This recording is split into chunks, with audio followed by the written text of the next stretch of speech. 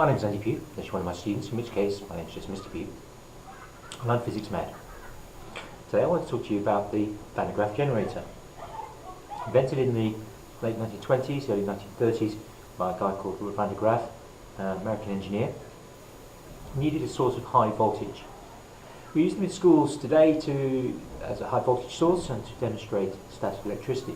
I can show you a few little tricks today that we can often do with Graaff Generator.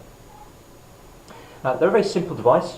We have a motor and we have two rollers with two different materials separated by an insulating column, and between the two rollers there's an insulating, usually natural rubber band.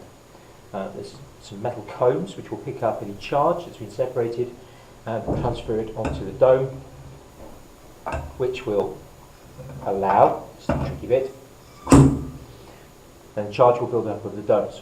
Now, depending on how you design the Graaff Generator, you can either have a positive charge building up here or a negative charge.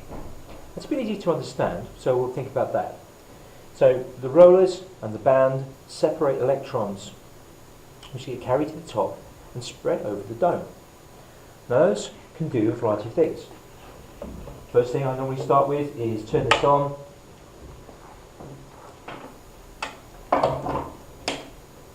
First thing I normally start with is plug it on into the wall, turn it on. The charge will build up and then it will discharge. The air is literally breaking down and conducting electricity. And because of the high voltages that are being produced here, over 100,000 volts, even wood will conduct electricity.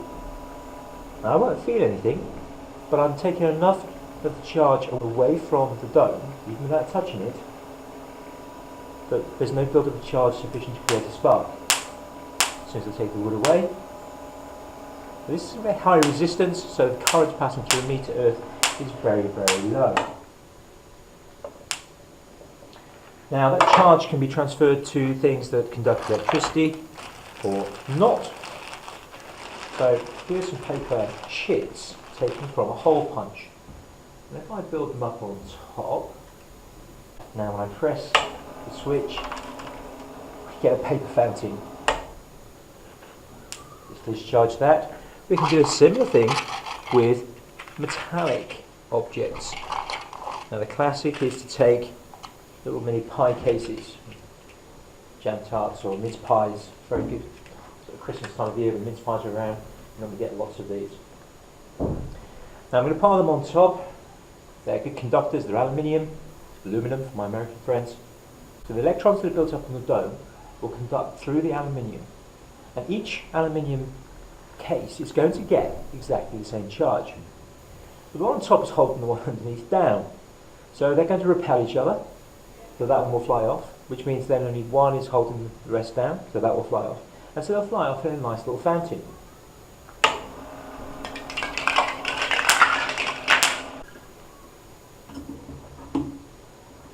If we contain the conductors, they'll bounce around, and that will give us a good model for what's happening in a gas. And I can actually interact with the electric field and cause them to jump around a little bit more.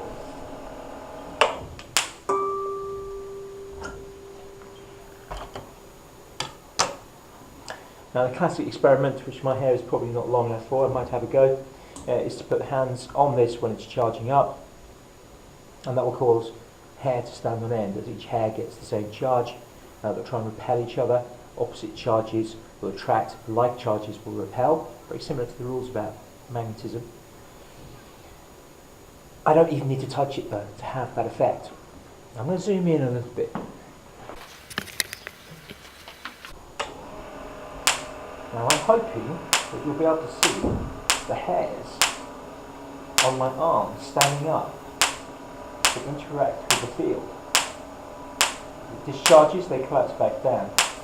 This demonstrates the electric field around a dome. The further I go from the dome, the weaker it is. The closer I go, the stronger it is. If you get too close, I will be the source of the discharge rather than the dome.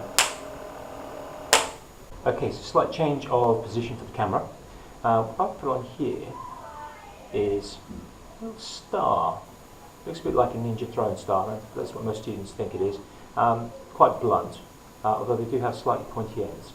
There's a little dimple, and that sits on top of the spike, which makes for quite a nice frictionless surface. I'm just going to stop that. When I turn it on, as before, the charge is going to build up on the dome, be spread through to the point. Charge tends to collect at points. Will spread across the star, collecting at the points, and the electrons will actually be emitted off those points. So the electrons go one way, the star will go the other way. Because of the way they're arranged, it will cause it to rotate. It's a nice bit of conservation of momentum there. It's exactly the same principle behind a rocket, and in terms of conservation of momentum, but it's also the basis behind how NASA and other organisations are looking at long distance travel in space. Rather than using fuels that burn, use gases that can be ionised, send out a stream of ions out of the rear of the craft, and the craft will propel forward. Acceleration isn't quite as great as you get with rocket fuel, but you use a lot less fuel.